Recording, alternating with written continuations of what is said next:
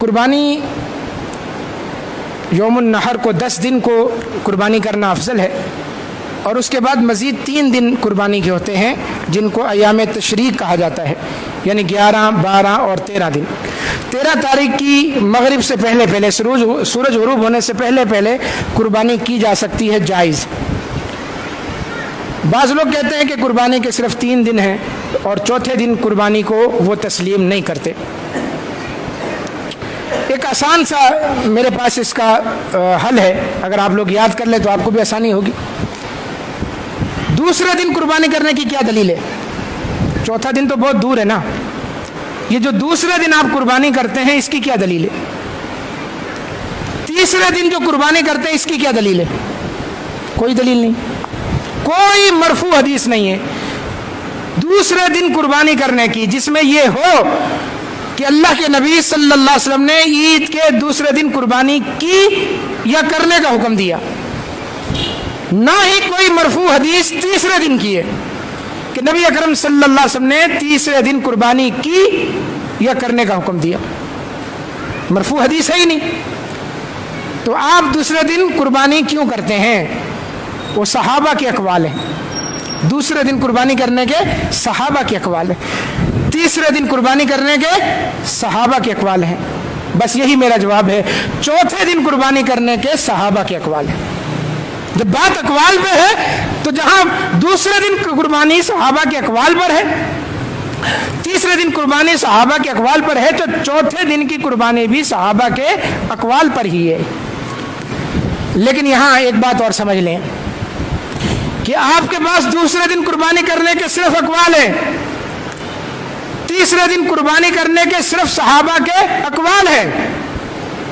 ہمارے پاس 4 دن قربانی کرنے کے حدیثیں بھی ہیں اور اقوال بھی ہیں۔ 4 دن قربانی کرنے کی حدیث بھی ہے، اقوال بھی۔ حدیث کون سی ہے؟ مشہور حدیث ہے، سیدنا جبیر ابن مطعم رضی اللہ تعالیٰ عنہ سے مروی ہے کہ نبی اکرم صلی اللہ علیہ وسلم نے فرمایا کہ کل ایام التشریق ذبح، ایام تشریق سارے کے سارے ذبح کے دن ہیں، ایام تشریق۔ اب ایک اور مسئلہ سمجھ لیں، 9 تاریخ کو آپ کیا کہتے ہیں؟ یوم عرفہ۔ 9 ذی الحج کو یوم عرفہ کہتے ہیں، 10 ذی الحج کو عید الاضحیٰ کہتے ہیں اور حاجی یوم النحر کہتے ہیں۔ 10 ذی الحج کو ہم یوم النحر کہتے ہیں اور حاجی اس کو کہتے ہیں، ہم عید الاضحیٰ کہتے ہیں اور حاجی اس کو یوم النحر کہتے ہیں، اس لیے کہ اس دن وہ قربانی کرتے ہیں۔ اب جب 11 تاریخ آئے گی، 12 تاریخ آئے گی اور 13 تاریخ آئے گی، یہ 3 دن ان کا نام ہے ایام تشریق۔ 3 دن، 2 دن نہیں، 3 دن، اس لیے کہ ایام یوم کی جمع 3 دن، ایام تشریق، تشریق کے دن۔ اب ان کو تشریق کا دن کیوں کہتے ہیں؟ تشریق شرک سے ہے۔ نبی اکرم صلی اللہ علیہ وسلم کے زمانے میں جب اللہ کے نبی مدینہ میں تھے اس وقت بھی، اور جو لوگ حج کرنے جاتے تھے وہ بھی 11، 12 اور 13 تاریخ کو جانور ذبح کر کے ان کے گوشت کے پارچے بنا کر دھوپ میں سکھاتے تھے۔ شروع شرک سے ہے، ایام تشریق شرک سے، سورج کی روشنی میں وہ گوشت سوکھتا تھا، اس لیے اس کو کہا جاتا ہے ایام تشریق، گوشت سکھانے کے دن۔ کیا مطلب ہے ایام تشریق کا؟ گوشت سکھانے کے دن۔ تو پہلے 2 دن تو آپ نے گوشت کاٹا بھی، سکھایا بھی، تو تیسرا دن جو ایام تشریق کا ہے، 13 ذی الحج کا ہے، اس کو کس دلیل سے، کس فرمان کی روشنی میں آپ قربانی سے خارج کر رہے ہیں؟ دلیل چاہیے اس کی کہ ایام تشریق کے 2 دن تو ذبح کے ہیں اور تیسرا دن قربانی کا نہیں ہے، تیسرا دن ذبح کا نہیں ہے۔ بعض ہمارے کچھ محقق ایسے بھی آ گئے ہیں، وہ کہتے ہیں حدیث ضعیف ہے، 3 دن یعنی 4 دن قربانی کی حدیث ضعیف ہے۔ ایک حدیث ہے، ایک صحابی سے علم محدود ہو تو بندہ یہ بات کر سکتا ہے، لیکن جب دیکھا جائے تو ایک حدیث نہیں ہے۔ جبیر ابن مطعم سے مروی حدیث پر سارے زور لگا رہے ہوتے ہیں کہ جبیر ابن مطعم کی حدیث ضعیف ہے، ضعیف ہے، ضعیف ہے۔ سنن کبریٰ بہقی کھولے، یہ تو مسند احمد کی روایت ہے نا، سنن کبریٰ بہقی میں امام بہقی ان رجل من اصحاب النبی صلی اللہ علیہ وسلم کہ اللہ کے نبی کے ایک صحابی سے مروی ہے، وہ کہتے ہیں اللہ کے نبی نے فرمایا ایام تشریق سارے کے سارے ذبح کے دن ہیں۔ محدثین نے اس سند کو صحیح سند قرار دیا، جس کے اندر ایک راوی بھی ضعیف نہیں، صحابی کا نام ذکر نہیں ہے، اور وہ کوئی قاضی نہیں ہے، اس لیے کہ تمام صحابہ وہ عادل ہیں، منصف ہیں، صحابی کا نام ذکر نہیں ہے، کوئی بات نہیں۔ یہ اصول حدیث ہی میں بات کر رہا ہوں کہ اگر حدیث میں یہ ہو کہ ایک صحابیہ فرماتی ہیں، ایک صحابی فرماتے ہیں، اور سند بالکل صحیح ہو، صحابی صحابیہ کا نام نہ ہو، حدیث بالکل صحیح، کوئی بات نہیں ہے، صحابی ہے بس۔ کتنی حدیثیں ہو گئیں؟ ایک جبیر ابن مطعم سے اور ایک رجل من اصحاب النبی سے۔ امام البانی کی سلسلہ صحیح کھولیں، 2 حدیثیں لائیں، 2، ایک سیدنا ابو ہریرہ سے اور ایک ابو سعید خدری سے۔ اللہ کے نبی نے فرمایا ایام التشریق کلھا ذبح، ایام تشریق سارے کے سارے ذبح کے دن ہیں۔ امام البانی فرماتے ہیں سلسلہ الصحیحہ، یعنی اپنی صحیح کے اندر، اس سلسلے کے اندر انہوں نے وہ تمام روایات جمع کی ہیں جو بالکل صحیح ہیں۔